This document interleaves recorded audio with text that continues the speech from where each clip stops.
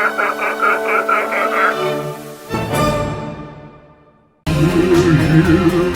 phantoms of me! What's this guy's problem? He's from the silent era. You need to give him a little bit more time. It's coming, don't worry.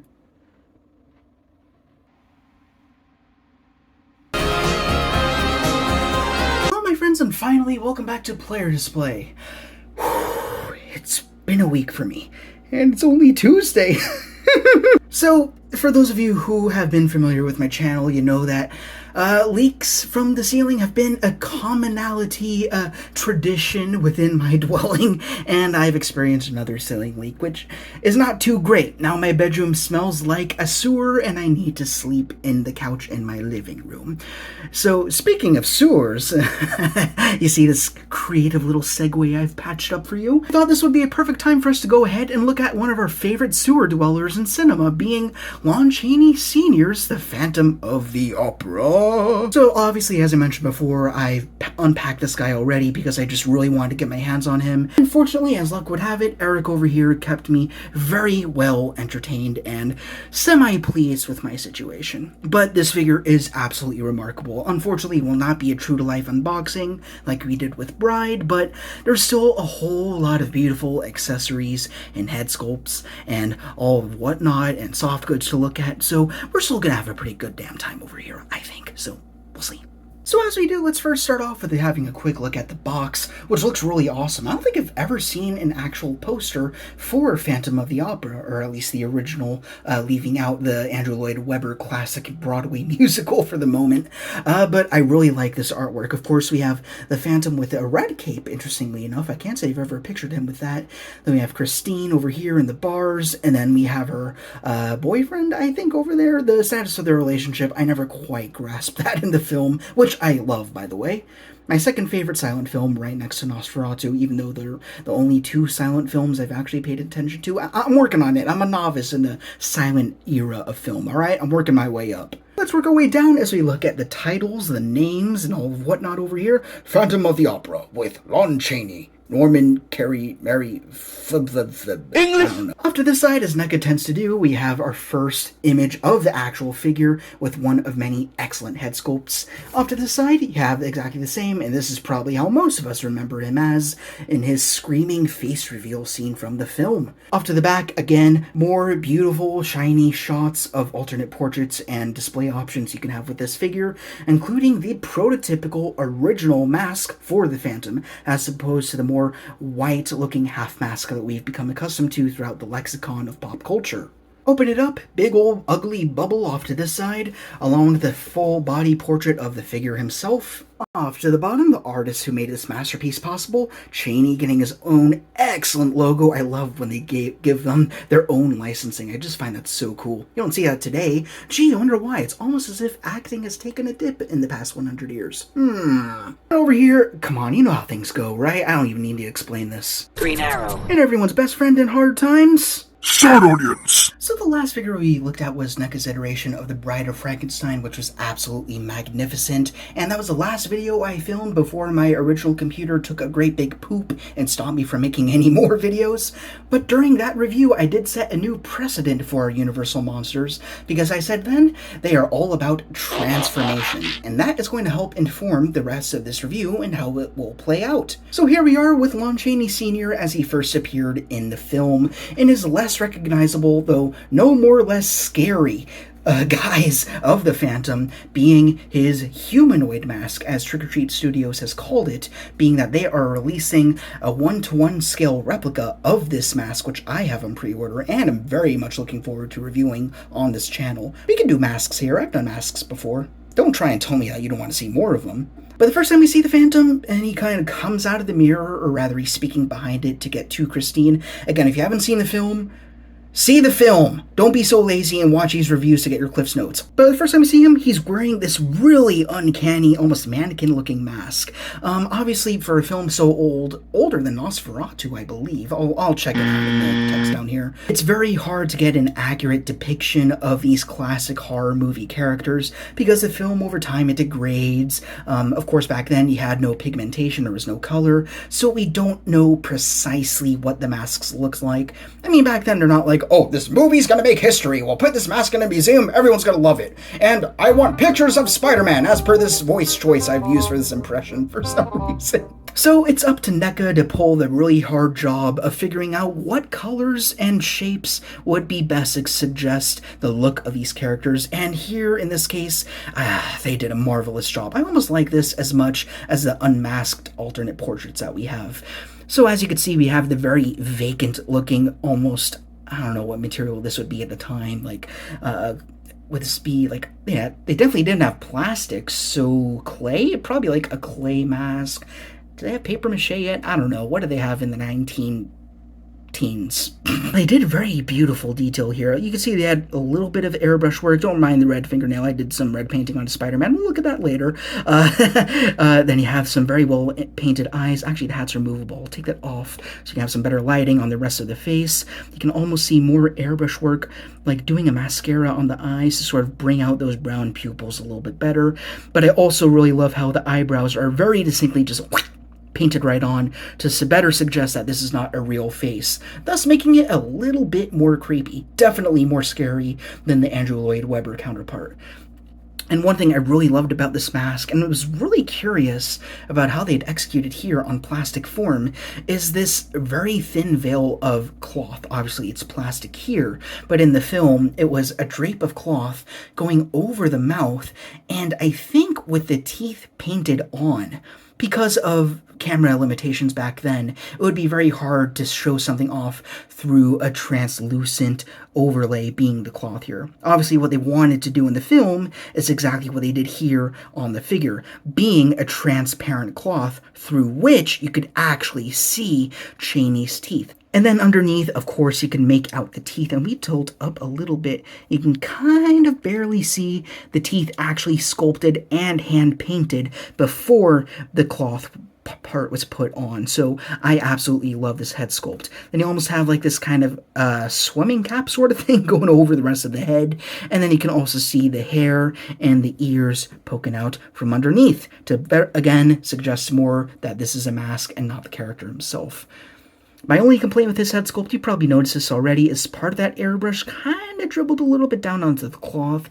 Not a huge deal. I could either try working to rub that away or just write that off as, you know, kind of just wear that the cloth has accrued over time. I mean, you see where this guy lives. He's pretty nasty. Damn, he must smell. I guess before we move on to the rest of the body, which ultimately does not change for the rest of the movie, let's just go ahead and look at the rest of the head sculpts. But first, here is the hat that we kind of just had looked at. Hat to hat. I say it not again. That's actually the first time I'm saying that. We can go ahead and remove the head sculpt to see Lon Chaney, the man of 1,000 faces, in his most iconic form, being the screaming head. And I really love what they did here. I mean, come on, it looks absolutely amazing. The airbrush work continues to sell the authenticity of these figures, even though, again, they kind of had to use a lot of creative license in terms of shading, coloring, the hues, and all of that, especially with skin pigmentation and how hard it was to capture that on film. But yeah, this definitely reads original Phantom of the Opera. It's here. He's here. You have a good amount of eyeshadow to make the eyes seem a little bit more dark and sunken in. And then down here on the mouth, you have a little bit more of that purple motif to bring out that lower lip and the upper a little bit too. I also really love how gnarly the teeth are. They look absolutely disgusting. You could definitely use a little bit of, what's a toothpaste brand? I don't know. I just grabbed the tubes off of Walgreens, man. I don't even look at that crap. You can also make out more of that receding hairline going back to the bald head in the back, which continues with that nice flesh tone, and it looks very authentic. I love it a lot. And then as we move on to the next head sculpt, you will see, very differently from the Universal monster we've seen in the past, not every head sculpt has its own neck committed to it. This time it is just one neck, one dumbbell joint already pre-built into the the torso, which I found really interesting. I wonder why they chose to do that. So anyways, let's just steamroll through the other head sculpts that he has in no particular order. So we also have this smiling portrait over here, which looks pretty damn great. This smile is another very iconic look for him because he was a big prankster and usually at the expense of other people's lives. But oh man, he was having the hell of a time just watching people die. We have a more placid, neutral expression, or I like to use this when he is pointing towards Christine and that iconic moment just after his face is finally revealed. This is pretty much the closest we get to an angry head sculpt from him. And then the last one we have, this is the one that I picture most when I think of Phantom. I don't know, I feel like this was in more of the promo work before I ever saw the film as a child, kind of. But now he's a little bit more cautious, looking off to the side, and from any angle. Oh man, there's just so much character. This is probably the most emotive of all the face sculpts we have that's not just an open mouth, you know what I mean? All of them across the board, awesome, except for just that little paint issue that I had on the masked face, but they're all great. I have no issues with these. Now let's move on to the rest of the body, which as you can probably tell, has some very beautiful soft goods yet again. Now this is not just a straight up cape, it is a cloak, because as you can see, it actually does go over the arms and the shoulders, so it does take a little bit more, I was going to say ankle work, but that would sound weird. Elbow grease, shoulder grease? It takes a little bit of effort to take this cloak off, but it's really not that hard. Like, once you learn it, it's not too terrible. As you can see, you have the solid collar at the top, kind of similar to Bela Lugosi's Dracula, who we will see in size comparisons, of course. So let me go ahead and then demonstrate how this is pulled off. There's that little neck string there. It kind of reminds me of Count Dooku. A lot of Count homages in this figure, interestingly enough. But yeah, I kind of just pull it off. That's hand right there. It would help to just take the hands off prematurely, but obviously I didn't do that. Oh well.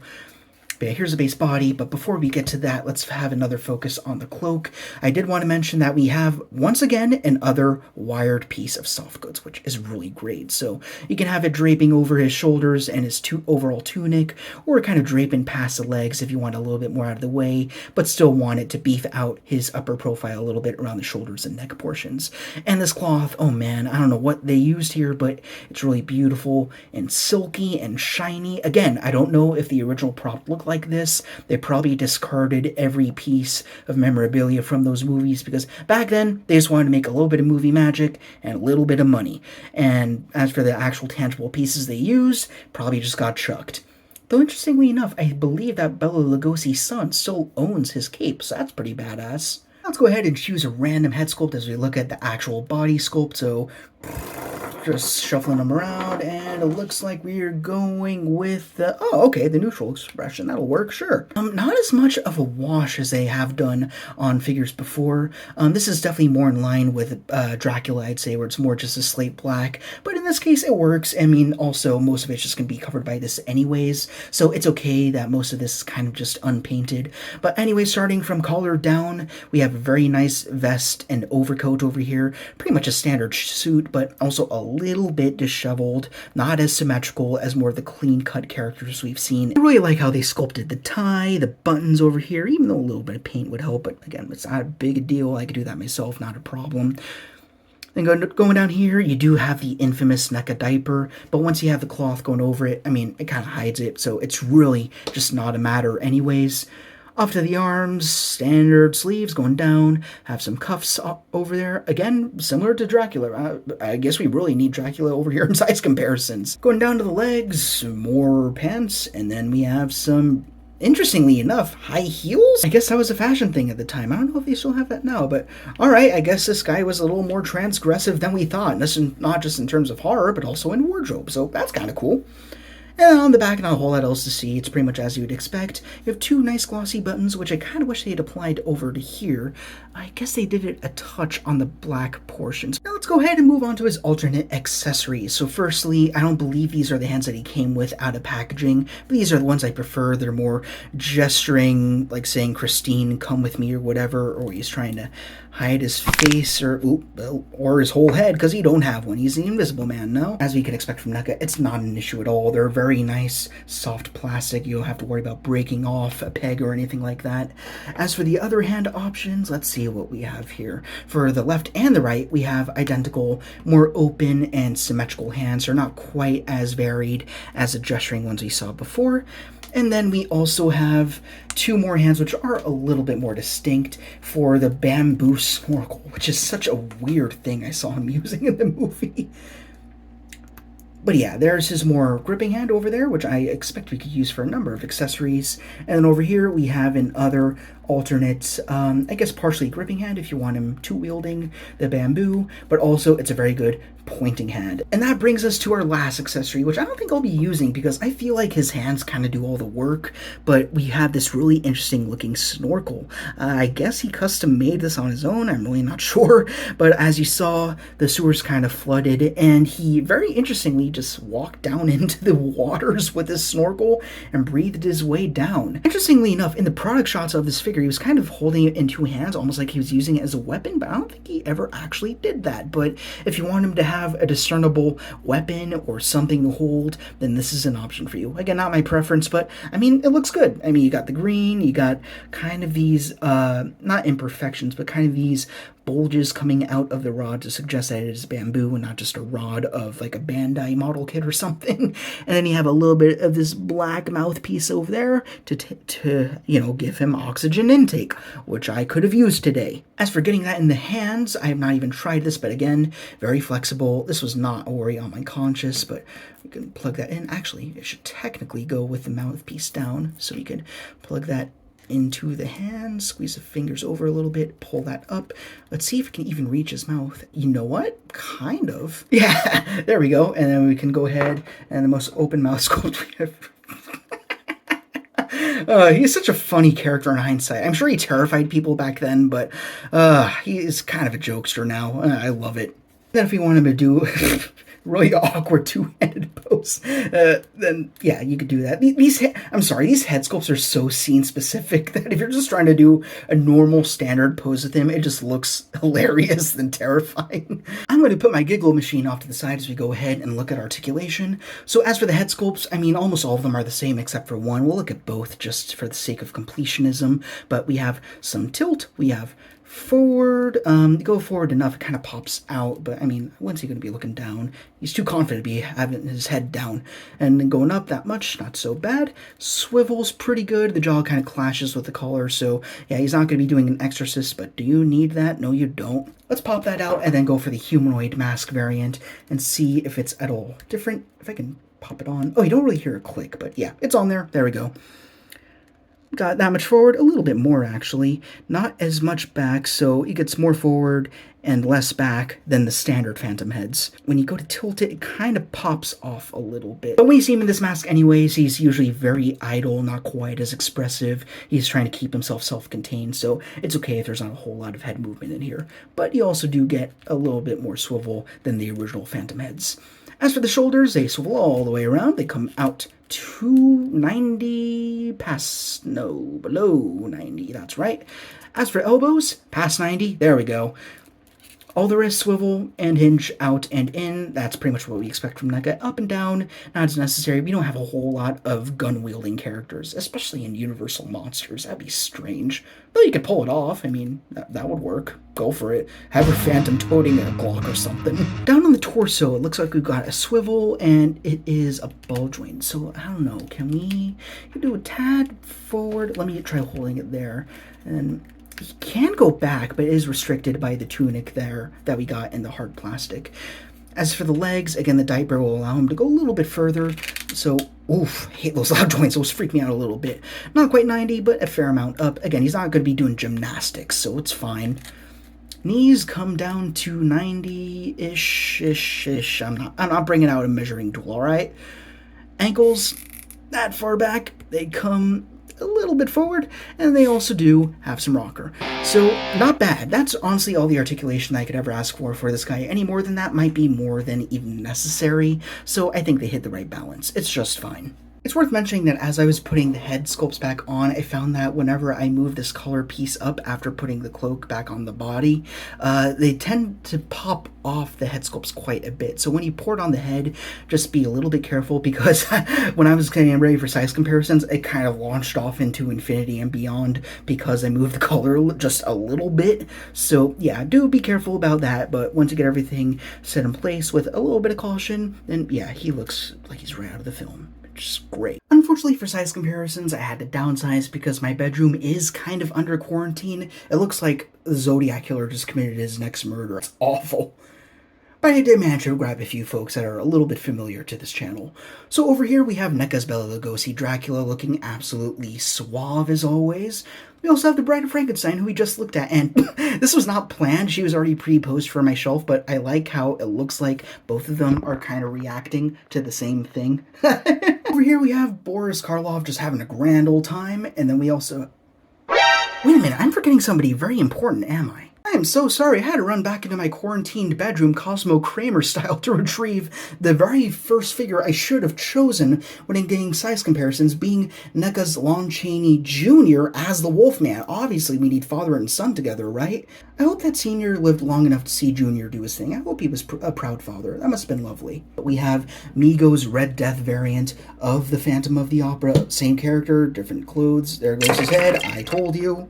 Alright, now with Lon Chaney Jr. out of the way, I went ahead and resumed course. Over here we have Migos' release of the Red Death variant of Phantom of the Opera. Same character, just different aesthetic and different outfit. So kind of neat to have these two together. Oh, and that's a custom cane for those of you who are not around to see me suddenly just drop that in one day. But then putting these guys aside, everything must conclude with Star Wars The Black Series. So would you stand in your damn high heels? Alright, fine, we'll lay you down, take a nap. With Star Wars The Black Series Mug Mug. Oh, hi there.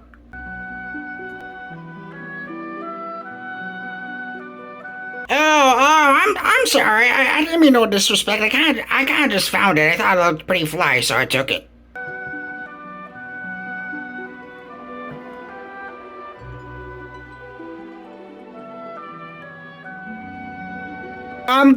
Could you talk in shorter breaths? Those text cards are taking up a lot of the video time.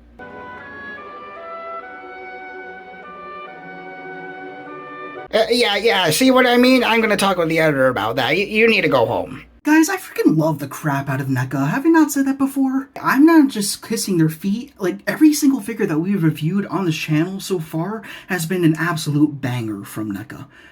I mean, what? We looked at Frankenstein, looked at Invisible Man, Bride, Dracula, and now we have Phantom over here to kind of tie them all up, with more incoming with Creature of the Black Lagoon, then hopefully more. Oh, they're great. They do such a good job. At this point, it's getting really hard for me to say which is my favorite, just because all of them are done so excellently well. Like, I don't think I could point out a single Universal monster that we've gotten and say that, oh, they could have done better, or they could have included more. I mean, maybe if you had to twist my arm, I'd say the Mummy. That was a version of the Mummy which, yes, is more iconic, but he was only there in that appearance for like 2 seconds, and then he kind of shuffled off screen, right? So obviously he wouldn't have as many accessories. That just wouldn't make any sense. But for everybody else, I mean, they just got the full smorgasbord of things they need. As for the Man of 1,000 Faces, as he's humbly known, they literally gave him 1,000 friggin' faces. Look, we got so many head sculpts with this guy. Like, hold on. Yeah, no, we're not done. Here's the other one. And then he's got a hat, which also goes on the unmasked heads, by the way. And he doesn't even do that in the movie. They did everything. I just love what they're doing. And again, I shared this story before. I'll share it again for people who are new here. Like, when I started first collecting figures, one of my very first figures ever was like in 2012. It was the Kenner Tribute Lava Planet Predator from NECA. And that was an okay figure. And the figures after that, they had a lot of QC issues. Honestly, they fell apart. They had paint problems. Like, it was a 50-50 chance whether you'd be getting a piece of crap or a piece of titanium. And ever since then, it's just been a rapid growth. Every single release they've done since I started collecting has been more and more amazing. And now, a decade after I say I became a quote-unquote collector, I could say NECA is my favorite action figure line of all time. Like, yeah, you got your Hot Toys, you got your Sideshow, you got all the big wigs and stuff like that. I mean, first of all, they include all the stuff that you could possibly want for each figure. Like, you got all the paint, you got all the attention to detail, you got all the props, you got all the head sculpts, etc., etc. And second, the price point. If you want to start collecting and get a figure that is like a definitive version of that character, go to NECA. These figures are so goddamn affordable when they have no right to be. When you get like, let me pull out for a minute. I don't got a ruler, but just work with me for a minute here. Like, when you get the figures like Mafex, SH Arts, Imports, which are considered to be like the creme de la creme of the 6 to 7 inch scale figure lines or whatever, and even they are shorter than normal. They come up to about here, seems about right, if you consider this a standard human height for a 7 inch scale figure. And for Japanese imported figures like this, they can go for like $80-$90 with less accessories. Then you get guys like this who are bigger and better, come with as many things, and arguably have a better consistency with paint, and they are like half the price, if not less. Like, it's astounding. NECA is the most generous line of action figure I've ever come across, and I am going to be religiously collecting from them from here on out until I'm probably as dead as many of the actors who portrayed these characters.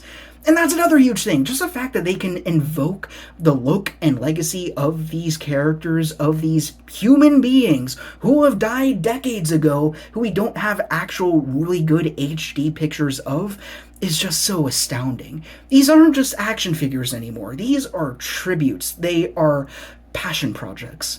They pay homage to the legacy of these characters. Like, I'm gonna pull out again and remind you for a fact that even though it's probably just a legal thing, the fact that they include Chaney's name and his own logo on the bottom of the box says just how much NECA, this company, these people over here love and adore the source material that they're working with. And we saw the exact same treatment with Lugosi too, and Karloff. They all had their own logo devoted to them. They're brands within themselves, but that doesn't stop NECA from giving them the credit that they deserve, being pretty much the pioneers of pop culture as we know it, of action figures, let alone. Most people on the planet have probably never even seen the movies or even know what they're called, but they definitely know what these characters look like. You see them on the posters, you see them in dollar stores, you hear them talked about, you've seen the musical even though you haven't seen the original film of Phantom of the Opera. NECA is just so astounding, and that's not just me kissing ass. That's how I feel. They do such a good goddamn job. It's not even me talking about this particular figure at this point, because we just looked at, like 4 other figures from NECA, and all of them are absolute bangers. Not a dull moment, all of them perfect, and for an excellent price point. I will never downplay NECA because they'll never deserve it, and they'll never have a reason to be notched down on my list. They're too good. They're amazing. And even if they do tick up the price, which they have, they always have a good reason for it. They don't do it just because. Even for Hasbro, they release a Spider-Man and they notch up the price. Not because the figure is better or because it has more stuff. It's simply because it is Spider-Man and we know you love Spider-Man. That is what you call a disrespect to us, the collectors. NECA doesn't do that. They say, we want to notch up the price. Well, we're not going to do it just for the sake of money, for the green. We're going to give you more stuff. We're going to give you more heads. We're going to give you accessory packs that can supplement these figures. Like, I haven't talked about them before, but there are bonus accessory packs that go with some of your Universal monsters. Like, for Dracula, you can get his coffin. For the Mummy, you can get his sarcophagus. For Frankenstein, you got his table from which he is resurrected. NECA cares. It's obvious. They're not pandering. They're not just trying to make a quick buck on you. Everything they've given us in recent memory has been absolutely spectacular. Yeah, they've had crappy, shoddy beginnings, but after a decade, they know exactly what to do. And I trust them. I feel like this is a line I trust. There's never that gray area, you know? Like, even with Marvel, like, you know, we talked about that A No Way Home Spider-Man 3-pack where there was that ambiguity of, like, are we getting head sculpts? Are we getting, extra accessories? Are we getting pointy fingers? You know, stuff like that. And Hasbro knows. They know what we want, but they don't give it to us. You know, they kind of spit out, the half-assed versions of what we do indeed want and have vocalized what we want.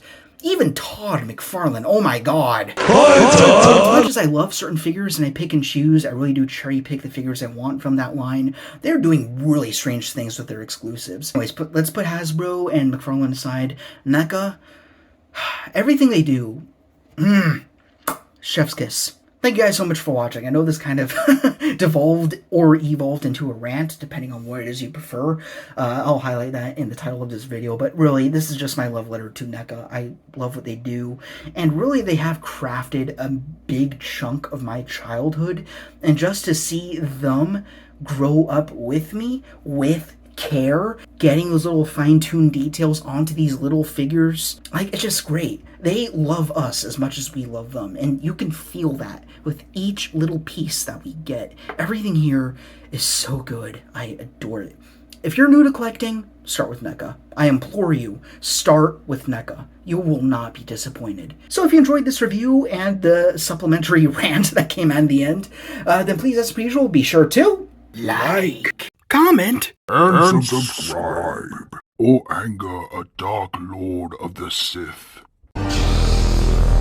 This was a lot of fun. I know it took me a little while to crank out this video. I appreciate you guys' patience, really. It's just been such a chaotic time, but NECA, such a cozy spot for me. Thank you guys. I don't know if they watch the videos or the views or whatever, but NECA, thank you just for being you and being better than yourself over time and growing and evolving, knowing the problems, fixing the problems, and thinking of ways that you can make your audience happier. And god damn it, I'll be applauding you all the way. Thank you. Thank you guys once again. Rock on, and I will see you all later.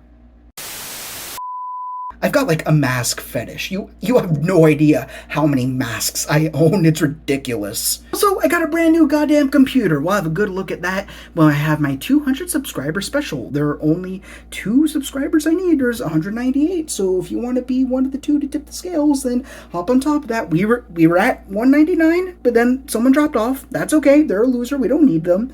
But you could be one of the 2 to bring us up to 200. Think about that. The power of this channel in the palm of your hands. Wait. All right. What's a body term analogy for putting in a lot of work to pull something off? I'm very tired.